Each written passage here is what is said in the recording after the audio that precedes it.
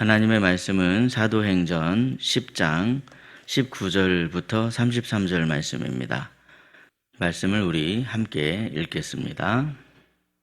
베드로가 그 환상에 대하여 생각할 때 성령께서 그에게 말씀하시되 두 사람이 너를 찾으니 일어나 내려가 의심하지 말고 함께 가라.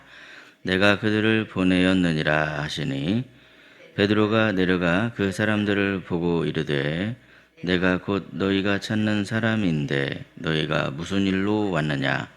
그들이 대답하되 백부장 고넬료는 의인이요 하나님을 경외하는 사람이라 유대 온 족속이 칭찬하더니 그가 거룩한 천사의 지시를 받아 당신을 그 집으로 청하여 말을 들으려 하느니라 한데 베드로가 불러들여 유숙하게 하니라.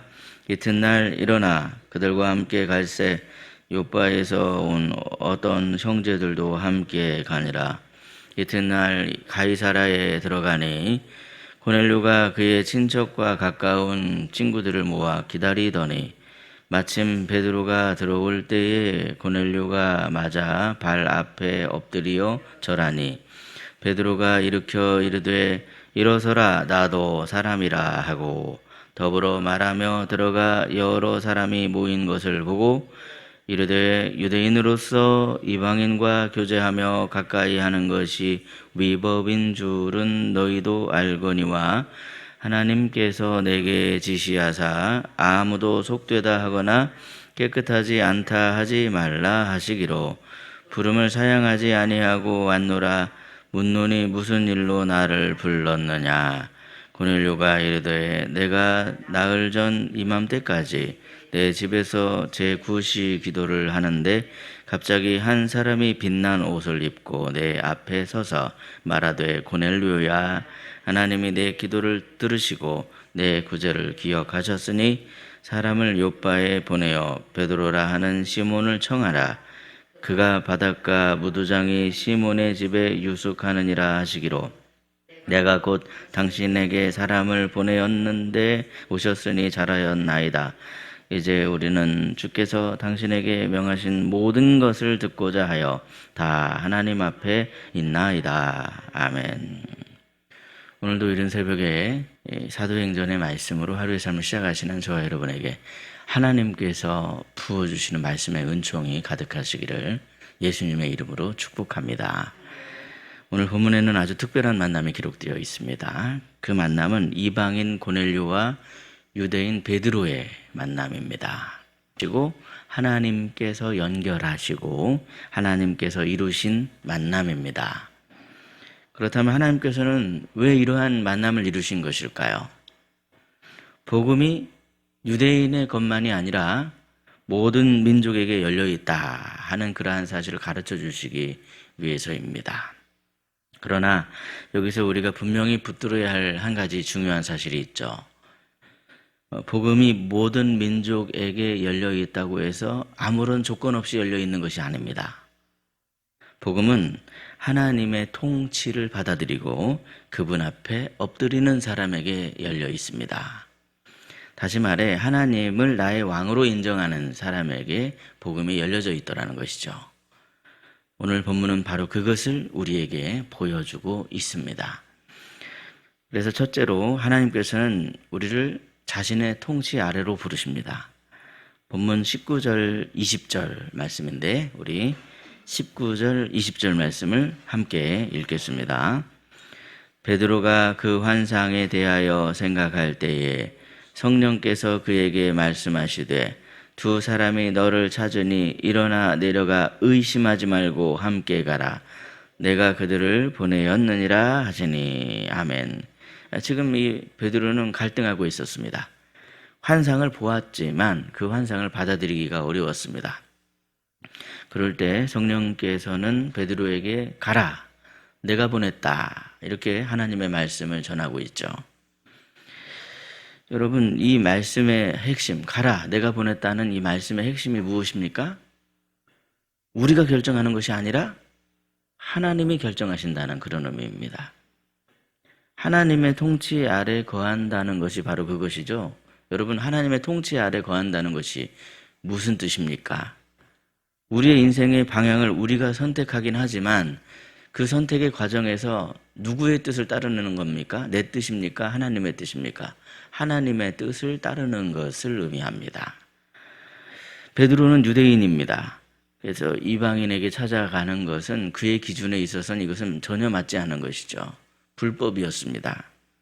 그러나 그는 가라 하시는 이 주님의 말씀에 처음에는 긴가민가 하면서 고민을 하긴 했지만 결국에는 하나님의 말씀에 그가 순종하고 있는 모습이죠. 왜 그렇게 베드로가 결정을 한 걸까요? 한마디로 주님이 나의 왕이심을 그가 믿었기 때문입니다. 그것은 여러분 우리도 마찬가지라는 거죠. 우리가 예수 그리스도를 나의 주님으로 믿는다고 하는 것은 무엇을 의미하는 걸까요? 주님이라는 말 자체가 내가 나를 다스리는 주님이 예수님이다. 주님이 나를 다스리신다. 나는 주인이신 예수님의 말씀을 따르는 사람이다. 이런 의미가 담겨 있는 거 아니겠습니까, 여러분? 그래서 주님이라는 표현 자체에 이미 예수님이 나의 왕이십니다 라는 그런 고백도 들어있는 겁니다. 말 그대로 주님이라는 표현 속에는 예수님이 나의 주인이며 나를 통치하시는 분이시다 하는 그런 의미가 담겨져 있습니다. 주님이 나의 통치자인 것을 내가 인정하며 그분의 다스림에 내가 복종하는 것, 그것을 의미하고 있죠. 우리가 선하신 주님의 다스리심 안에 거할 때에 주님은 그런 우리를 통해서 합력해서 선을 이루게 하시는 분이시다 하는 그런 사실입니다. 왜냐하면 우리 주님이 선하신 분이시기 때문에 그렇죠. 그러므로 주님의 통치하심 아래 엎드리셔서 그분의 다스리심 속에 합력하여 선을 이루는 저와 여러분이 되시기를 예수님의 이름으로 축복합니다.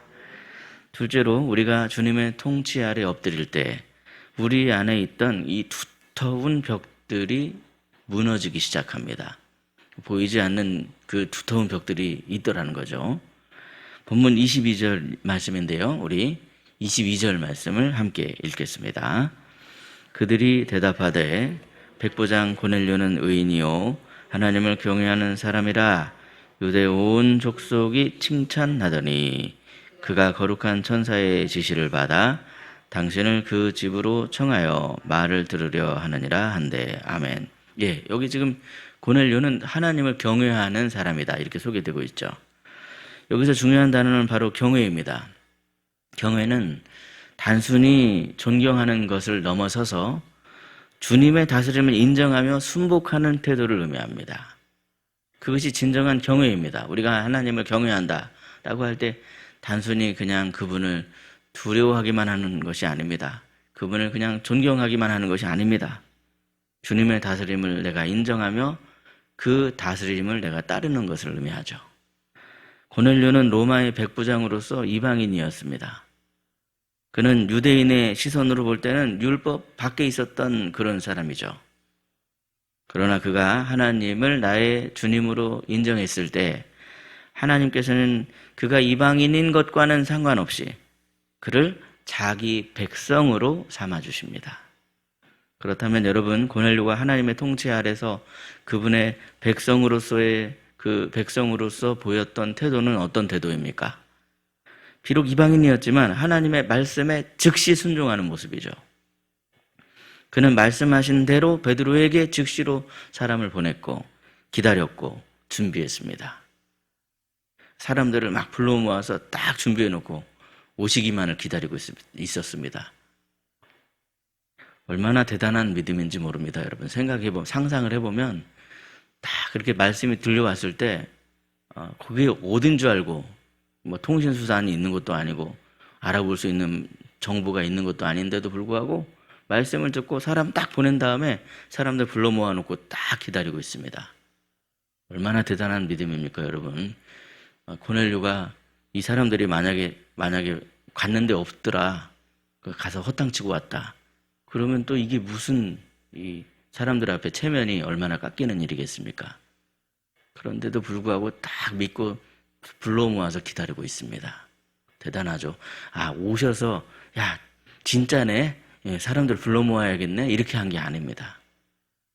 믿고 딱 불러 모아서 기다리고 있는 거죠. 그런데 그에 비해서 베드로는 어떻습니까, 여러분? 주님을 믿는다고 하면서도 여전히 그는 자기 기준 때문에 한동안 망설였습니다. 어쩔 줄을 몰라 했던 거죠. 이게 뭐지? 이게 무슨 뜻이지? 그래서 자기 기준 때문에 그냥 그 안에 머무르려 했습니다. 그러나 하나님의 통치 아래 엎드린다고 하는 것은 뭡니까, 여러분? 하나님의 말씀과 내가 쌓아 올린 벽이 딱 충돌을 할 때, 그럴 때 하나님의 말씀이 깨지는 게 아니라 내가 깨지는 겁니다. 내가 쌓아 올린 벽이 무너져야 되는 겁니다. 그것은 여러분 우리도 마찬가지라는 거죠. 오늘날 이 복음이라고 하는 것이 누구나 동일하게 주어집니다. 하지만 누구나 복음 앞에서 자신의 벽을 허물어뜨리는 건 아닙니다. 사실 복음 앞에 내가 쌓아 올린 단단한 벽을 허물어뜨리는 거, 이거 쉬운 게 아닙니다, 여러분. 어쩌면 인간적으로 볼 때는요, 이것처럼 불가능한 일이 없습니다. 그러나 하나님께 맡기면 어떤 두터운 벽이라도, 어떤 강력한 벽이라도 다 무너집니다. 하나님께서 원하시면 그 벽을 다 무너뜨리십니다. 하나님이 원하시는 건가 아닌 건가가 중요한 거지, 내가 막 하나님께 저 벽을 무너뜨려 주세요, 이렇게 하는 것도, 그것도 하나님의 뜻에 어긋나면 잘못된 기도일 수 있습니다. 하나님께서 원하시면 저 벽을 무너뜨릴 수 있는 줄 내가 믿습니다. 그렇게 기도해야 맞는 것이죠, 여러분. 그렇다면 혹시 우리 안에, 다른 사람한테 적용하는 게 아니라 우리 안에 여전히 무너지지 않는 그런 두터운 벽은 없으십니까? 다 누구나 그런 벽이 있습니다. 내가 주님을 믿는다고 말하면서도 여전히 말씀 앞에 내 생각을 먼저 내세우는 그런 모습은 없으신지요? 사실 여러분 누구나가 다 그럴 수 있는데요. 그러나 그처럼 여전히 자기 벽을 앞세우는 모습은, 이것은 하나님 나라 백성답다라고 말할 수 없습니다. 이게 어찌 하나님 나라의 통치를 받아들이는 하나님 나라의 백성이라고 말할 수 있겠습니까? 우리가 하나님 나라의 백성이라는 말의 뜻은 주님의 다스리심에 내가 순복한다는 것을 의미하고 있습니다. 그분의 다스리심을 받는다는 것을 의미하죠. 그러므로 여러분, 오늘도 우리의 두터운 벽을 허물어뜨려 주시는 주님 앞에 엎드려 내 안에 있는 이 단단한 벽을 주님 원하시면 허물어뜨릴 수 있는 줄 믿습니다. 주님께 순종하길 원하오니 이 두터운 벽을 허물어뜨려 주시옵소서. 그렇게 간구하심으로 주님의 다스리심 안에서 복음 안으로 더 한 발자국 들어가시는 저와 여러분이 되시기를 예수님의 이름으로 축복합니다. 셋째로 우리는요, 우리 모두가 하나님 앞에 있습니다. 그분은 우리의 왕이십니다. 그것을 아셔야 됩니다. 이 고넬료의 마지막 고백이 얼마나 대단한 고백인지 모릅니다. 우리 본문 33절 말씀인데 33절 말씀을 함께 읽겠습니다. 내가 곧 당신에게 사람을 보내었는데 오셨으니 잘하였나이다. 이제 우리는 주께서 당신에게 명하신 모든 것을 듣고자 하여 다 하나님 앞에 있나이다. 아멘. 얼마나 대단합니까, 여러분? 이 고넬료의 선한 영향력이 저는 정말 놀랍습니다. 고넬료만 지금 하나님 앞에 있는 게 아닙니다. 왜 지금 사람이 온다고 이렇게 불러 모아놓고 우리를 이렇게 불편하게 만들어, 이렇게 사람들이 반응하는 게 아닙니다. 다 하나님 앞에 있는 겁니다. 지금 모두가 다 하나님께서 사람을 반드시 우리에게 보내주시고, 유대인을 우리에게 보내주시고, 그것이 위법인 줄 우리도 알고 있지만 하나님께서 말씀하셨기 때문에 나는 이 말씀을 믿고 그분이 오셔서 우리에게 하나님의 말씀을 전해주실 것을 우리는 믿고 있다, 기다리고 있다, 이 표현을 지금 하고 있는 겁니다. 우리는 다 하나님 앞에 있습니다. 그래서 이 표현이 그냥 단순한 표현이 아닙니다. 이것은 지금 하나님이 지금 우리를 다스리고 계십니다 하는 그런 고백과 같습니다. 고넬료는요, 지금 자신이 사람 앞에 있는 것이 아니고 나는 지금 하나님 앞에 있습니다, 그렇게 선언하고 있습니다. 그러면 그렇게 고백하고 있는 고넬료, 어떤 태도를 보고 있습니까, 여러분? 지금 그는 말씀을 들을 준비가 되어 있다는 겁니다. 순종할 준비가 되어 있다는 겁니다. 말씀만 하옵소서, 말씀하신 대로 제가 따르겠나이다, 그렇게 하나님의 백성다운 모습을 보이고 있는 것이죠. 이것이 하나님의 통치를 인정하는 사람의 모습입니다. 그것은 여러분 우리도 마찬가지라는 거죠. 고넬료의 고백처럼 세상에 있는 모든 사람들은요, 다 누구나 하나님 앞에 지금 다 서 있는 겁니다. 사실은 눈에 보이지 않지만 우리는 다 하나님 앞에 서 있습니다. 그러나 모든 사람이 하나님의 통치를 인정하는 것은 아닙니다. 어떤 사람은 여전히 자기 자신이 인생의 왕으로 살아갑니다. 하나님의 말씀과는 상관없이 다 그냥 자기 소견대로 결정하고 자기가 기준이 되고 자기가 중심이 됩니다. 그러나 하나님의 통치 아래 엎드리는 사람은 다릅니다. 하나님이 나의 왕이십니다. 그 사실을 고백하며 하나님의 다스리심을 맡김으로 내 앞에 일어나는 그 어떤 일로 인해서 쉽게 막 흔들리거나 쉽게 넘어지지 않습니다. 물론 막 우리를 흔들어 대죠. 세상은 하나님의 통치를 네가 따르는 하나님의 백성이라고 어디 한번 네가 한번 그렇게 해봐라. 내가 가만히 두나. 지금 여전히 이 세상에 이 공중의 권세 잡은 사탄은 가만히 내버려 두지를 않으려고 합니다, 여러분. 우리를 하나님의 백성답지 못하게 만들려고 우리를 유혹합니다. 이런 상황에서 우리는 너무나 연약하기 때문에 막 망설일 수 있죠. 내 안에 내가 주인 되고 싶은 마음이 있을 수 있죠. 그럴수록 여러분, 우리는 우리의 벽을 허물어뜨려 주시는 주님 앞에 엎드려야만 됩니다. 그럴 때 하나님께서 우리를 이끌어 주시고 손잡아 주시고 함께 하셔서 능력을 주시더라는 것이죠. 하나님의 통치 아래 엎드리는 사람은요, 다릅니다, 여러분. 자기가 기준되고 자기가 중심되지 않습니다. 하나님을 나의 왕으로 인정하면서 하나님 앞에 서 있는 사람은 하나님의 말씀이 실제 삶을 통해서 실존하게 됩니다. 이게 얼마나 능력이 있습니까, 여러분? 하나님의 통치 아래에 있는 게 얼마나 귀한 축복입니까? 하나님의 말씀이 우리 실제 삶을 통해 실존한다. 이 표현이요, 엄청 대단한 겁니다. 말씀이 살아 움직여 역사합니다. 하나님의 말씀이 살아 있습니다. 활력이 있습니다. 그래서 혼과 영과 골수를 찔러 쪼개고 우리를 그 말씀이 다 감싸 안으시고 우리를 회복시키십니다. 우리를 통해서 살아계신 하나님께서 역사하십니다. 얼마나 대단한 축복입니까? 고넬료가 바로 그런 사람입니다.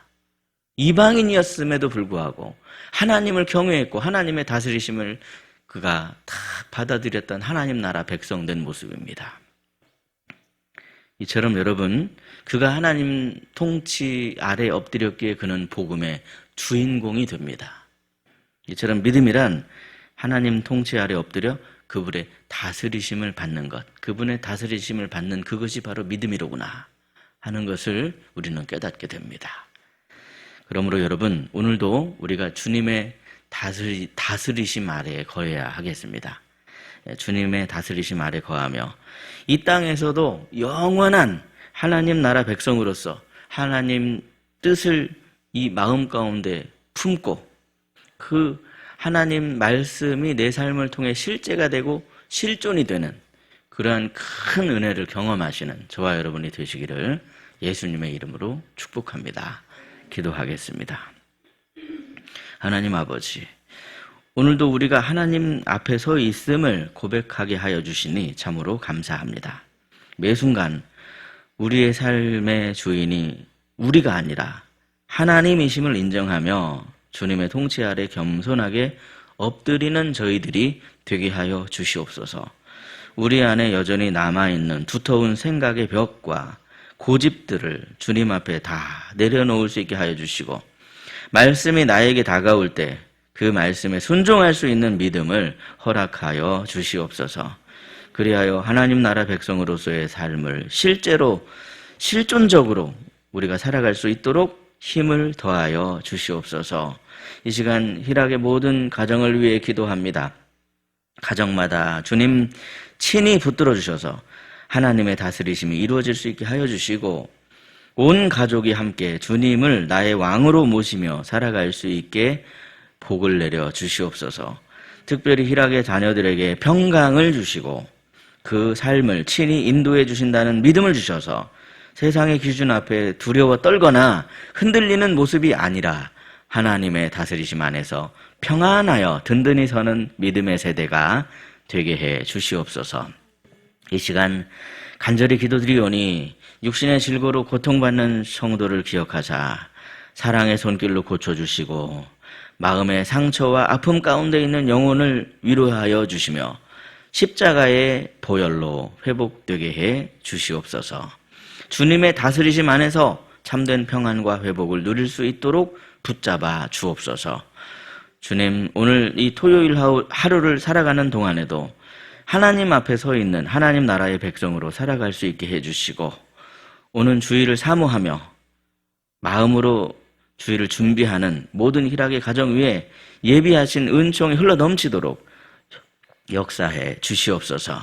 우리를 사랑으로 다스리시는 우리 왕 예수 그리스도의 이름으로 기도드리옵나이다. 아멘. 각자 기도하시겠습니다.